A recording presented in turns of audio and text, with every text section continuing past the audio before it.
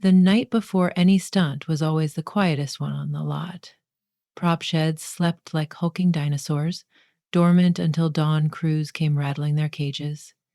Tomorrow's call sheet promised controlled explosions, car flips, a helicopter rappel, and for the first time ever, a zero visibility motorcycle jump through a wall of water. An entire streaming series was banking its finale on that shot. No one but the core team knew that the hands on the bike and the body tumbling past the flames would belong to a woman whose face almost never reached the screen. Alia Moreno, the most sought after stunt double in Los Angeles, called herself Ghost Credit Fortunate. Directors adored her because she made expensive stars look superhuman. Studios adored her because she never missed. Fans never saw her features clearly enough to adore her at all, which was precisely how she liked it. Tonight, however, the guarded hush of Stage 12 was broken by the one man whose presence always sounded like the ratcheting of a seatbelt. Eric Webb, safety coordinator, clipboard king, and crusader against shortcuts. He walked in circles around the stunt rig, making notes in ballpoint pen, though everyone else had moved to digital tablets 5 years ago. Each jot was a possible flaw, screws needing torque, angles needing recalculation, flame spread patterns that could wander off script. Alia perched on the seat of the silver stunt bike, watching him pace. He'd adjusted her harness thrice already, testing D-rings with a tension gauge. He fussed like a gardener over a single rose in a cemetery of weeds. She had learned not to tease. Eric translated levity as distraction, and distraction invited risk, which to him always spelled catastrophe. Outside the hangar doors, sodium lights cast a tired glow upon the empty side streets of the studio complex. Alia pictured fans out there, huddled behind barricades for tomorrow's publicized world record water wall jump. They'd cheer for the series star Maya Bell, whose bright violet helmet would mask Alia's features. Maybe a few stunt-savvy bloggers would guess otherwise. But guesses never frightened Twitter the way facts did. "You changed the ramp curve," she said, tilting her head. Eric paused. "Fall degree, flatter on the final 2 meters. Gives you more drive, but half a meter less elevation. Reduces exposure to crosswind." "Ballsy choice for Mr. Zero Tolerance," she said. "I thought you'd add degrees, not subtract." He looked up, brown eyes the color of fresh varnish. "I'm not ballsy, I'm practical. Less airtime, less chance for deviation, more chance to clip the foam stacks if I'm low. Exactly why we doubled them." She smiled, small and secret, like a pocket knife you never displayed in public. "You trust me," she told him. "I trust math," he corrected, though the faint turn at the corner of his mouth suggested otherwise. Alan's reputation in stunt circles had grown by whispers and emergency room anecdotes. She'd set the record for highest free fall into an airbag, 172 feet, then beat her own mark twice because she disliked seeing her achievements eclipsed by men who broke them on procedural grounds. She had surfed a burning car off a pier in Malta, broken 2 ribs, taped them, and resumed work 2 days later. She'd walked atop a galloping horse, leapt to a train, then dismounted mid-bridge, landing in thick river mud that nearly swallowed her boots. Eric, meanwhile, had become infamous for the near-total absence of serious injuries on his watch. Sets called him the hall monitor, but their insurance premiums adored him. His binders ran color-coded tabs: fire, blunt force, vehicular heights, hydro.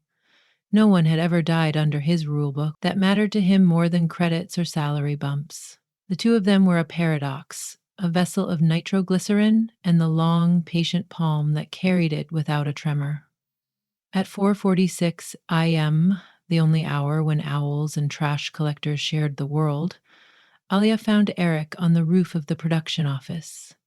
She wasn't stalking him. She was prowling for solitude and discovered his silhouette against the sodium glow. He stood at the edge, not close enough to tempt security alarms, but close enough that the night kids at reception would hail interventions if they looked up. She approached in soft steps. "Couldn't sleep?" He startled, but said coolly, "Checking wind shear. It changes hour by hour." She joined him, leaning over the parapet to feel the moving air on her cheeks. "Still safer here than at 300,000 Instagram feeds," she murmured. He glanced. "You mean tomorrow's crowd?" "Tomorrow, next week, next contract. Cameras everywhere, collecting faces. They think my anonymity adds mystique. I call it borrowed glory." The words surfaced wry but carried an undertow of fatigue. "Borrowed?" he asked. "The actress gets the applause. I get residual bruises." "Why do it then?" "Because the moment I leave the ramp, there is nothing else but air. No noise, no voices labeling me, no numbers ticking likes and shares. Just physics and breath." He nodded once. "And gravity." "Gravity's honest," she said. Eric's fingers toyed with his radio earpiece. "Honest but cruel." "Are you afraid of it?" she asked. "I'm afraid of chances, things that might happen. I catalog them, mitigate them." He sighed. "Sometimes I think I've mistaken vigilance for courage." She chewed the inside of her cheek. "Maybe courage isn't the absence of caution. Maybe it's the love of something bigger than fear."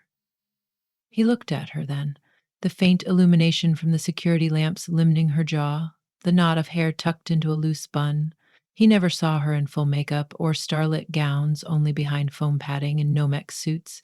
And yet that face, unglamorous and unapplauded, pulled a slow, reluctant smile from him. "Go home," she whispered. "Sleep." "You first," he countered. "Impossible. I don't exist at home," she replied, and hopped onto the steel ladder descending into the alley. Huh? By 10 o'clock a.m., the studio backlit roared alive. Craft trucks hissed espresso steam. Extras loitered in faux urban war zone attire. Media outlets jockeyed for set visit privileges.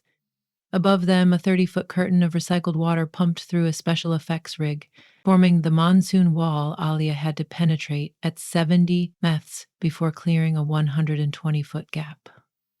Eric walked the entire run 9 times, radioing updates. He swapped every hose clamp personally, double-laced every stuntman's harness, even those who would never leave ground. Finally, he climbed the spectator bleachers, scanning for rogue drones that could distract the stunt bike midair. Studio security had deployed signal jammers. Still, he worried. Alia sat in a folding chair beside the bike, visor down, body loose as a cat that had memorized the shape of its cage. A pyrotechnic tech asked for autographs, still believing he was speaking to Maya Bell. Alia's voice coach had drilled her on Maya's bubbly register. She delivered it flawlessly, then slipped under the handlebars for last-minute planking stretches. Eric approached. "Helmet check," he said. She raised her chin, and he pulled on the strap end until it bit the throat guard.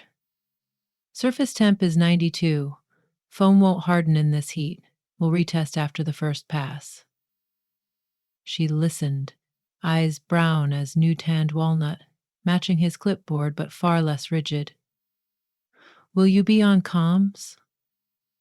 "Channel 6. Anyone not patched to news crews. If my telemetry blips, call the abort." "I'll call it before your telemetry blips," he corrected. Under the visor, her smile grew sideways. She reached, tapped the clipboard lightly. "One day you'll let me fall on my own terms." He looked down. "You fall, I've failed." She straightened her spine. "If you never fall, you haven't tried hard enough." He scowled. "That motto kills people. Only the ones who didn't calculate properly." "My math," he said, "won't let you wager your pulse for bragging points." "My pulse is the investment," she answered, but the softness in her tone sanded away the potential sting. "It yields dividends no cubicle can match." Eric opened his mouth, found no retort, then draped a hand across her armored shoulder.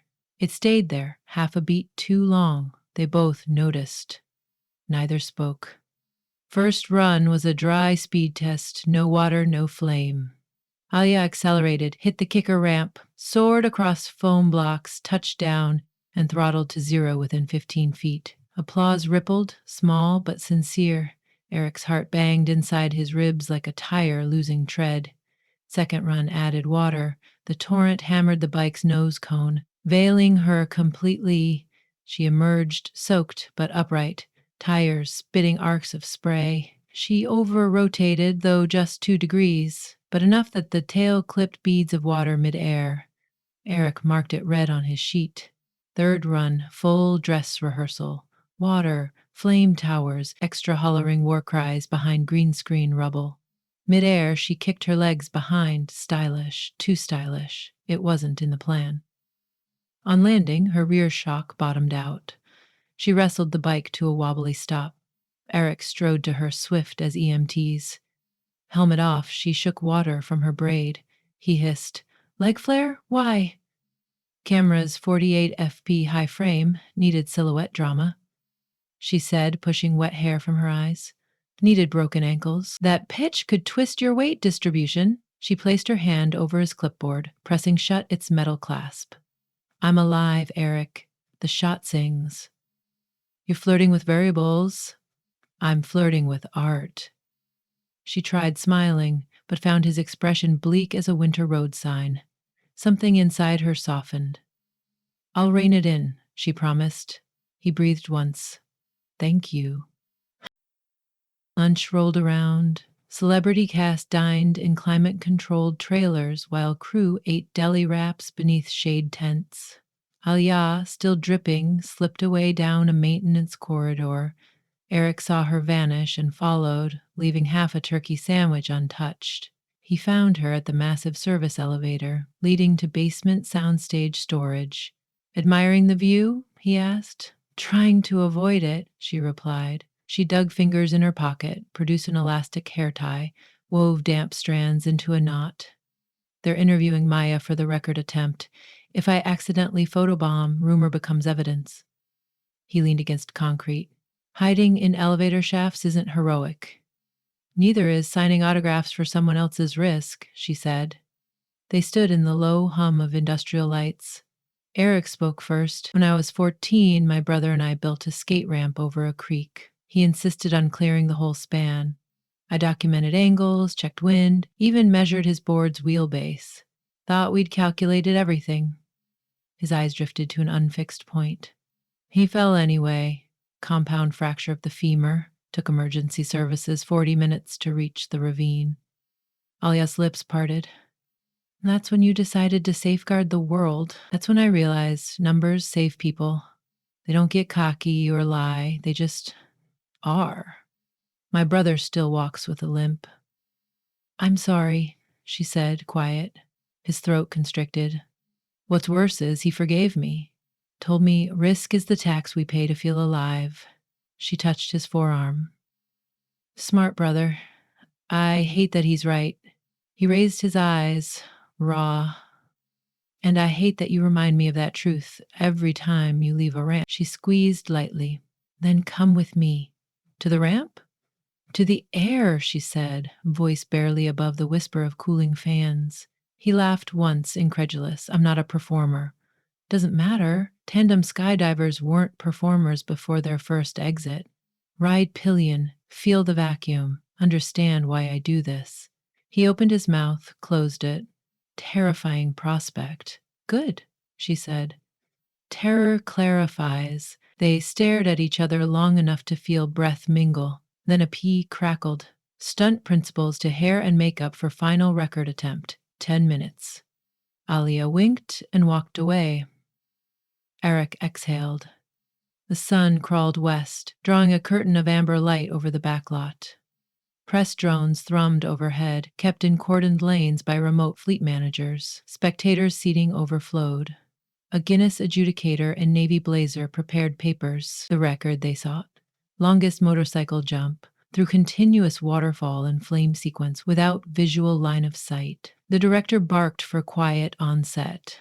Stunt techs armed GoPros on every static object. Insurance reps embraced clipboards like life rings. Eric took his place on the command platform, headset on, heart lodged just north of stomach. Alia swung onto the bike, violet helmet shining. If fans zoomed screenshots later, they'd spot the subtle skull decal she always applied under the visor lip, her private signature. She waggled the front wheel, a toddler's wave at him. He raised a thumb, though apprehension weighed the digit down. All stations, the AD called. Water to flood in 3, 2, 1. Action! The cascade thundered into existence. A pyrotech ignited flame towers. Heat shimmered. Aya revved. Engine note climbed, stuttered, settled in a throaty purr. Then she released the clutch. The bike shot forward, devouring 20 yards, 30. Speedometer telemetry beeped in Eric's headset. 68 May, 69, 70. She hit the kicker. For a single frozen second, she passed behind liquid silver, vanishing. Everyone held breath. Then a roar. She emerged through the watery veil, wheels lofted, spray trailing like comet dust. Mid-air, she tucked her knees. No flair, no grand showmanship, just aerodynamic precision. Eric tracked her vector, perfect arc, until a gust. Rogue winds raced across the lot, funneled by open hangar doors inadvertently aligned. They slapped the bike's fuselage from starboard. Alia yawed 2 degrees left. Not catastrophic, but enough that landing stripped half her margin for error. His fingers clenched microphone. Compensate right 3 ticks, he shouted, voice cracking. She tilted. Handlebars trembled. The bike's front tire kissed landing ramp exactly at its edge. Crack. A mounting bolt snapped. The ramp's edge had not been reinforced for that lateral load. The bike lurched, rear wheel scraping the ramp lip. Valia's body pitched left. She launched clear. Arms out, tucked, rolled. The bike skidded, sparks flying. Crowds gasped. Cameramen pivoted wildly. She struck the second-tier foam stack, rebounded, then slid onto the crash pad. Silence. Then her gloved hand rose, 5 fingers, splayed, alive. Eric sprinted. Time lost meaning until he reached her side. She sat upright, breath ragged but steady, helmet still on. He yanked the chin strap, slid it off, stared into damp strands and adrenaline-dilated pupils. Are you wit? He started. I'm fine, she said, voice shaking yet steady. She flexed wrists, ankles. Bolt failure. Wind, he said. She nodded, almost sympathetic. You'll note it in the report. He laughed, a sudden release.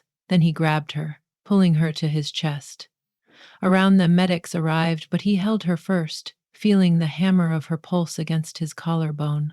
She whispered, Now do you see? I see, he murmured.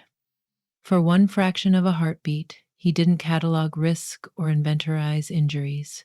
He just felt. It terrified him. It thrilled him more. The medics pried them apart gently. They checked vitals. They found nothing broken. The director, herded by PR reps, approached with panic-polished eyes. We still need the record. Alyamai, whoever, he said. Guinness rules say you crossed distance, but the bike didn't land upright. We can reset in 2 hours if you're medically cleared. Eric shook his head. No time. Light's gone and she's done. But Alia stood, balancing carefully. I can finish, she said. Eric gripped her elbow. Don't. She faced him. Let me complete the arc. He saw years of caution in his bones, fighting seconds of absolute belief. Finally, he nodded, but his hand stayed on her elbow a moment longer than protocol required. Sunset bled tangerine into violet. Portable LEDs bathed the set. Second bike rolled out, fresh bolts, ramp edge reinforced with steel plates. Windbreak panels erected. Guinness judge remained skeptical, time limited, light variable, but conceded to another attempt. Alia mounted. Eric stepped to her side, placed something in her palm. A small graphite pencil, sharpened. For? She asked. You are in the record, he said. You sign your own name forever. No aliases. She closed fingers around it. No one outside this crew will understand. I will, he answered. She leaned her helmet visor to his forehead, an intimate salute, then cranked the engine. This time, the water surge, flame, and wind all bowed to her trajectory. She burst through the wall like an arrow freed of string, soared, embraced stillness. When wheels touched landing ramp, both tires bit centerline. She rolled to controlled stop, kicked the stand, and lifted arms. Applause erupted. Drones filmed. Photographers flashed. Guinness judge scribbled. The director screamed something about marketing gold. But Alia looked only for Eric. He ran, slower now, savoring each step. She removed her helmet. Instead of hiding her face, she let stadium lights reveal it. The crowd gasped. Some recognized she wasn't Maya. Murmurs swelled. Guinness official offered certificate. Alia took Eric's pencil, signed bold letters, Alia Moreno. "Who's that?" a blogger shouted. "The woman who flew," Eric said, voice calm, hands sliding into hers. Flashbulbs multiplied. PR teams panicked. Headlines would spin tomorrow. Unknown daredevil out, stunt secrets breaks record. Agents would bargain for damage control. Lawsuits might gestate. None of that mattered in the twilight between explosions and silence. Eric leaned close. "Still want anonymity?" She smiled, eyes glinting with fatigue and freedom equal measure. Anonymity was safety. But safety, she said, squeezing his hand, got braver than fear tonight. He laughed, soft. "That's a risk. You'll mitigate," she teased. "I'll stand beside you," he corrected.